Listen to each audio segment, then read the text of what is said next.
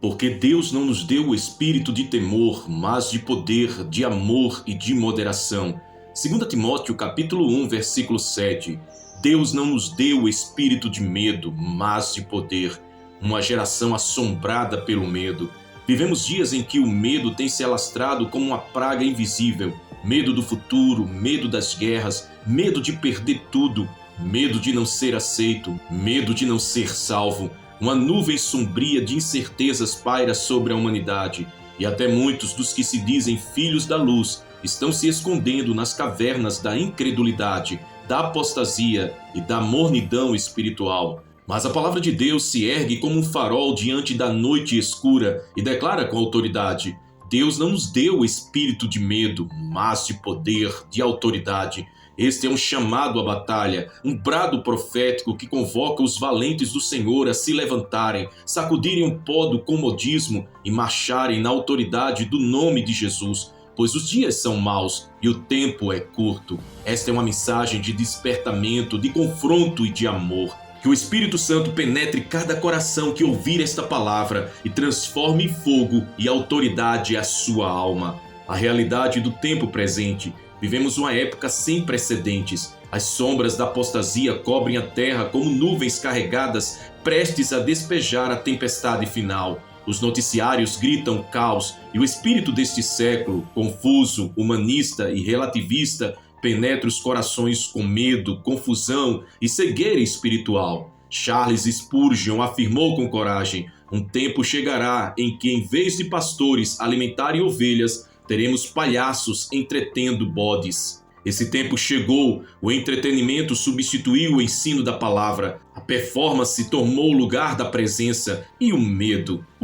tornou-se o senhor de muitos púlpitos e bancos. Mas onde está o fogo que consumia Elias? Onde está a ousadia que fez Estevão pregar mesmo diante da morte? Onde estão os homens e mulheres cheios de dinamis, o poder explosivo de Deus? A palavra grega dinamis aparece várias vezes no Novo Testamento. Ela não é uma força comum, mas a própria energia do céu, a capacidade divina derramada sobre vasos humanos para realizar o impossível. Paulo, ao escrever a Timóteo, sabia que dias difíceis viriam, e ele não apenas alertou, ele ungiu com palavras. Deus não nos deu espírito de medo. Isso é mais que consolo, é uma convocação. Os homens que caminharam com Deus nos tempos bíblicos também viveram dias escuros, mas eles não se curvaram ao medo. José na prisão do Egito, Daniel na cova dos leões, os 3 jovens hebreus diante da fornalha ardente. Em cada situação, o medo foi desafiado e derrotado pelo poder da fé. A.W. Tozer disse: cristãos que vivem em temor constante jamais experimentarão a plenitude do Espírito. Vivemos o tempo do fim e o espírito do anticristo já opera no mundo, instaurando medo, paralisia e conformismo. Mas a igreja verdadeira é chamada a ser sal da terra, luz do mundo e coluna da verdade. Uma igreja que não teme as ameaças do mundo porque conhece o poder de seu Deus. O chamado ao despertamento espiritual. Deus não opera na mornidão. Jesus repreendeu a igreja de Laodiceia dizendo: conheço as tuas obras, que nem és frio nem quente. Oxalá foras frio ou quente. Assim, porque és morno e não és frio nem quente, vomitar-te-ei da minha boca. Apocalipse capítulo 3, versículos 15 e 16. A mornidão espiritual é a doença crônica da geração atual. Muitos estão satisfeitos com pequenos goles de religiosidade, frequência em cultos, posts com versículos, corações quebrantados por emoção, mas não transformados pela verdade. O despertamento espiritual é urgente. Não se trata de um evento, mas de uma revolução interior, um avivamento que começa no quarto, de joelhos, em lágrimas, em renúncia. Avivamento é fome e sede por Deus, é santidade radical, é separação do mundo, é paixão pelas Escrituras, é o desejo de ver Jesus glorificado a qualquer custo. Leonard Ravenhill alertou: o maior milagre que Deus pode fazer hoje é pegar um homem mundano e torná-lo santo. Onde estão os santos? Onde estão os intercessores? Onde estão os que choram pelas almas perdidas? Onde estão os que se negam a si mesmos, tomam sua cruz e seguem o Cordeiro, mesmo que isso custe tudo? Acorda, igreja. O mundo não precisa de mais influenciadores gospel. O mundo precisa de profetas. O mundo precisa de João Batistas, de Elias, de Ana, de Paulo. Homens e mulheres que vivam não para o aplauso dos homens, mas para o reconhecimento do céu. É tempo de acordar, tempo de levantar do sono espiritual, tempo de rasgar o coração e não apenas as vestes, tempo de nos prepararmos como noiva adornada para o noivo. A urgência da volta de Cristo. Jesus prometeu voltar, e esse dia virá como um ladrão de noite, inesperadamente, para aqueles que dormem, mas para os que o aguardam, ele virá como noivo glorioso, rei vitorioso, Senhor dos senhores. Vivemos como se tivéssemos tempo, mas o relógio do céu avança. Cada profecia cumprida, cada guerra anunciada, cada terremoto, cada apostasia são trombetas do alto anunciando: Ele vem. A pergunta é: estamos preparados? O medo paralisa, mas a esperança ativa. Quem crê na volta de Cristo não vive em desespero, mas em vigilância. Quem espera o noivo se santifica. Quem ama a sua vinda vive como peregrino nesta terra. Paulo escreve em Romanos capítulo 13, versículo 11: E isto digo, conhecendo o tempo, que já é hora de despertarmos do sono, porque a nossa salvação está agora mais perto de nós do que quando aceitamos a fé. É hora de viver como se hoje fosse o último dia, porque pode ser.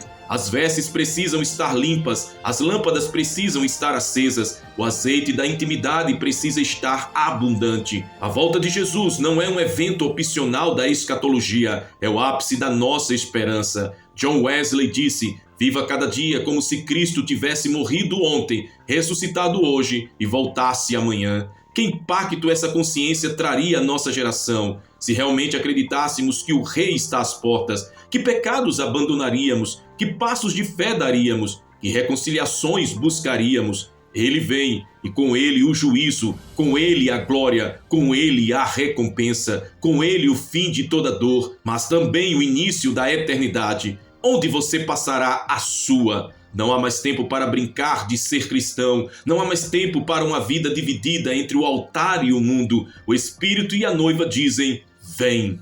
O poder que nos foi dado, porque Deus não nos deu o espírito de temor, mas de poder, de amor e de moderação. 2 Timóteo capítulo 1, versículo 7. A palavra usada por Paulo para poder nesse texto é a já mencionada e poderosa palavra grega Dinamis, o que significa força, energia explosiva, habilidade sobrenatural para realizar o que é humanamente impossível. É dessa palavra que vem dinamite. Isso revela que o Espírito Santo dentro de nós não é fraco, tímido ou vacilante, mas vigoroso, ousado, irresistível.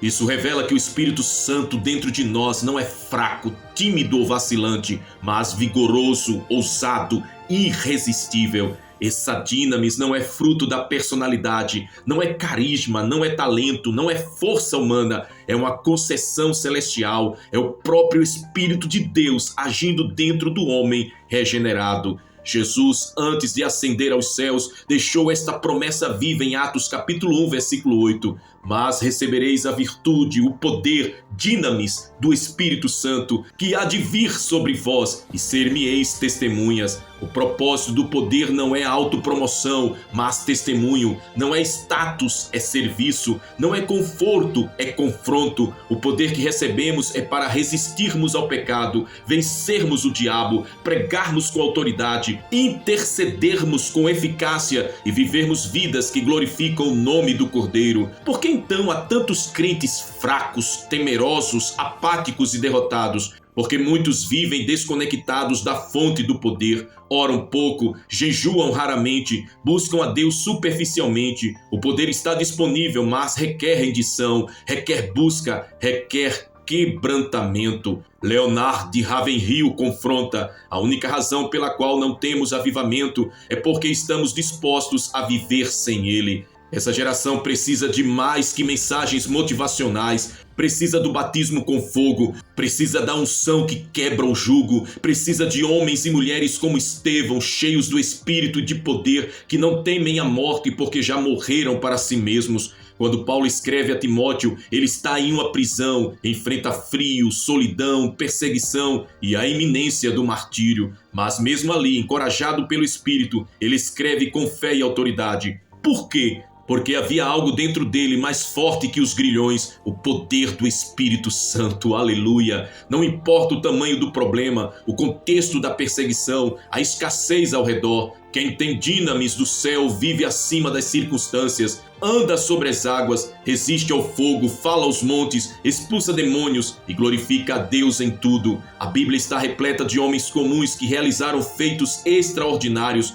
porque foram cheios do poder de Deus. Moisés era limitado, mas libertou uma nação. Gideão, covarde, tornou-se um guerreiro. Pedro, impulsivo, pregou com ousadia e converteu multidões. Paulo, perseguidor, se tornou o maior apóstolo dos gentios. Todos eles foram transformados pelo toque do céu. Todos eles foram marcados por algo que está disponível para nós hoje. O problema não é Deus não querer derramar. O problema é que muitos já se contentaram com uma vida sem fogo. Esqueceram que há algo mais. Esqueceram do clamor do salmista. Não retires de mim o teu espírito. Salmo 51, verso 11. Muitos podem até viver sem unção, mas viverão uma vida rasa, fraca e irrelevante no mundo espiritual. O Espírito de Deus é o selo da salvação, mas também é a fonte do nosso poder, da nossa ousadia e da nossa vitória. A vida cristã não é uma sobrevivência, é uma conquista, e isso só é possível quando vivemos cheios de dinamis. As promessas que sustentam os fiéis.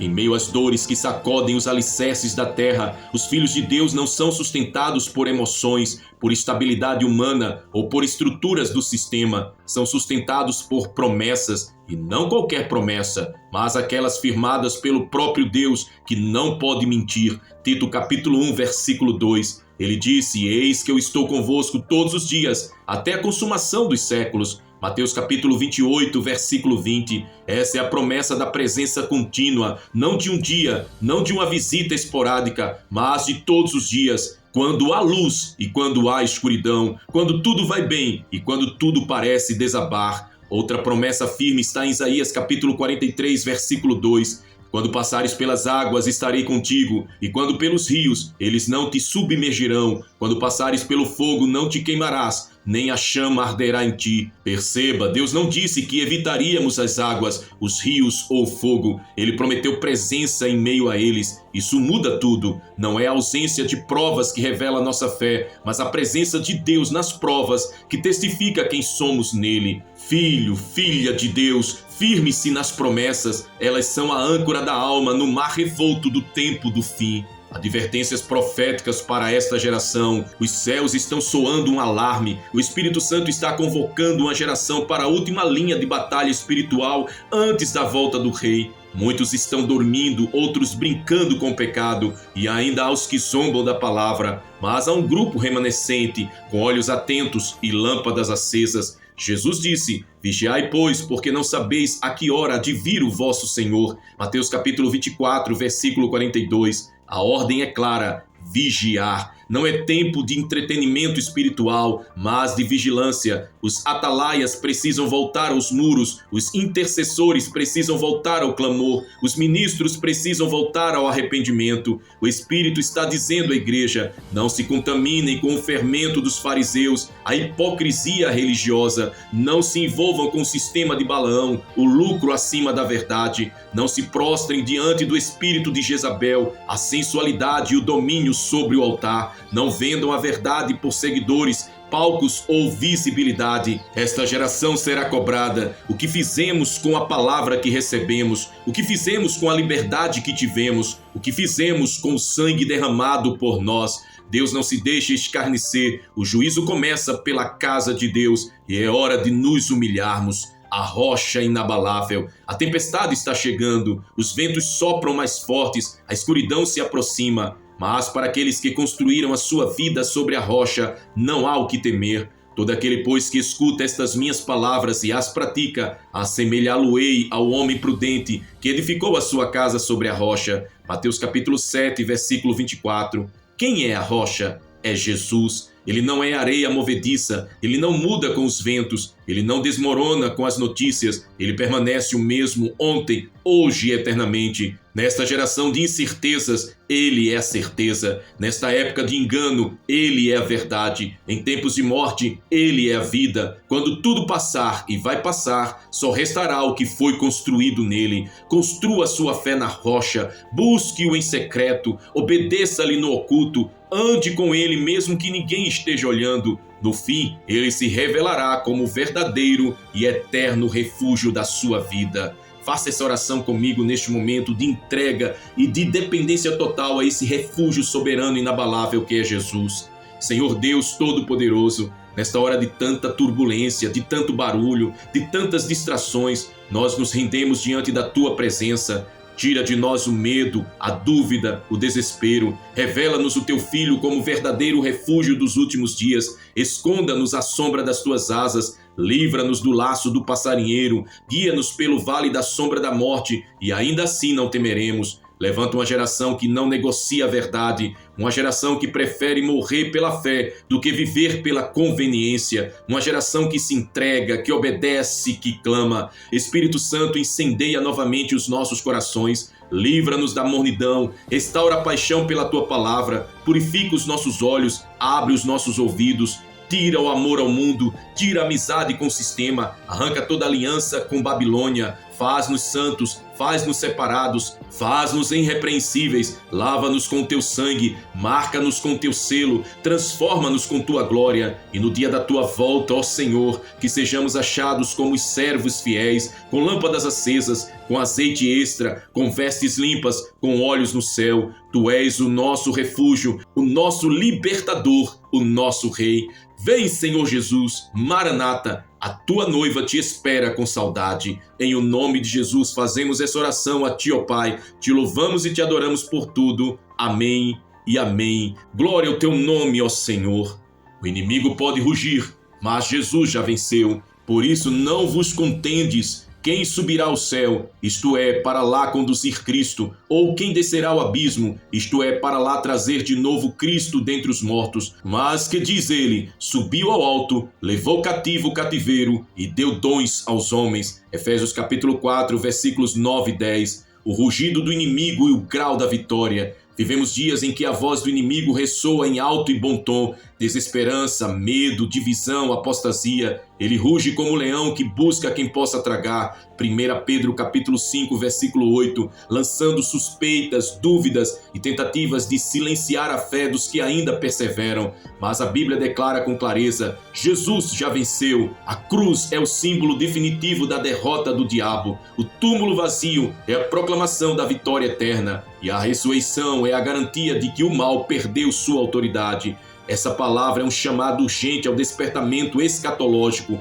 uma exortação para ver além do cenário caótico que nos cerca e fixar os olhos naquele que é o Alfa e o Ômega, o princípio e o fim. Esta mensagem é uma poderosa advertência e reflexão profunda, confronto com a dureza dos dias atuais, mas também com esperança, autoridade, fé e revelações transformadoras. O rugido do inimigo. O apóstolo Pedro deixou-nos esta advertência solene. Sede sóbrios, vigiai, porque o diabo, vosso adversário, anda em derredor, rugindo como leão, buscando a quem possa devorar. 1 Pedro capítulo 5, versículo 8. O perigo está real, ele não dorme, age sorrateiramente, pelo medo e pânico, em crises financeiras, pandemias, governos instáveis, pela mentira e pelo engano, o relativismo, as doutrinas da prosperidade, cultura de massa que troca oração por entretenimento, pela divisão e contenda nos templos, entre irmãos e na família cristã,